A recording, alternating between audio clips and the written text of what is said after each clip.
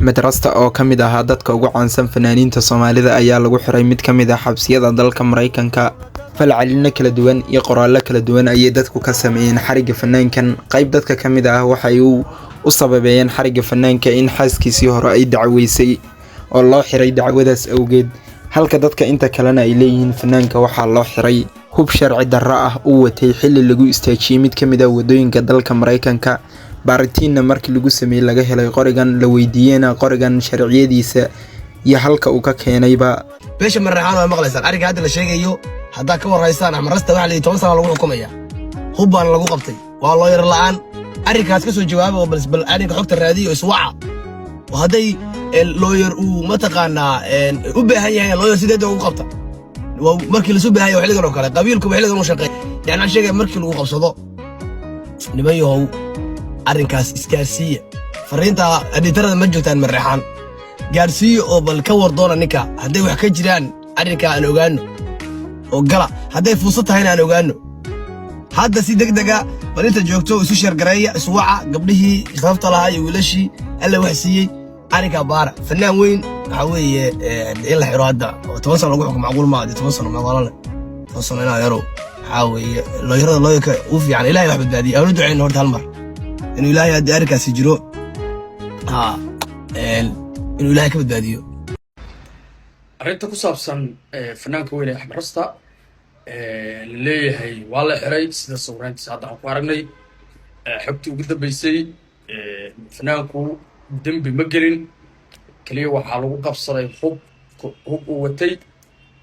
بسكورات iyo qori wotay oo gaarigiisa u saarneed marka booliska degmadaas waxay hubinayeen hubka inuu barmiit yahay ama sharci yahay iyo inuu sharci ahayn laakiin wax kale oo dambi ah website-koodan baaray xataa wax kale oo dambi ah lagu maaysto kaliya hubkaas waana sharci baana ugu hubka uu fanaan ku wato ma sharci ah mise waxa weeye sharci darro ku wataa kaliya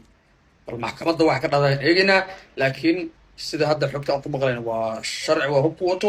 fanaanku hadda xorriyadiisa waa xilaa horaa waxaa loo yiri cayaaro haddii caruus loo tumay cawayska mid baa ciidda lagu rogay ma aaminaysid sawirkan halka ugu jeedid haddii aadan xog gaar ah haysanin ama dhawaantan aan media la soconin ama aniga sharaxaad gaar aan ku siinin qofku uu yahay haddii aan ku tilmaamo xaqiiqatan ma aaminaysid sababtoo ah waayaha iyo waqtigu ninna wacnaan buu ku jiraa ninna waa u qaraar haddaba ninka halka ugu jeedaan ama sawirkan halka ugu jeedaan ma aaminaysaa waa fanaankii caalamiga ahaa fanaankii weynaa Axmed Rasta runtii waa ogahay waan naxday waan aamini laadahay haddii aan xog hore u haynin haddii aad xogtiisa haysana hore ayaad u soo naxday sawirkan halka ugu jeedaan waxyaabo badan laga akhrisan karaa ninka odayga maalmahan media la soo wareejinaya Axmed Rasta fanaan in badan ay jecel yihiin mucaashiqiinta Soomaaliyeed siiba kuwooda aadka u xiiseeya heesiisa sida aan maqaal ku hayo Axmed Rasta waxa uu ku jiraa waqti aad u adag oo markaas uu u baahan yahay garab ninka odayga horta waa fanaan la wada jecel yahay oo qof walba uu yaqaano heesihiisana waa wad garanaysaan waa ninkii yiri doqon ma aha nin liita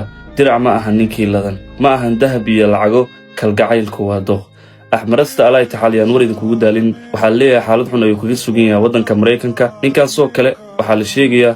in xaaskiisa ay taagtay ama ay sixirtay in runta in kale aanan ogeyn haddaba si kastaba ahaatee muhiimaddu waxay tahay ninka odayga ina uu wada duceeyno xabsigu halis ugu jiraa leeyahay in dhowr sano lagu xukumo oo noloshiisa ay qiil gasho waa fanaan la wada jeclaa oo geeyo Soomaalida magaciisa kale maqaam sare ku lahaa laakiin hadda xaalad adag ayuu qaadanayaa hees noocee ayaad ku xasuusataa Axmed Rasta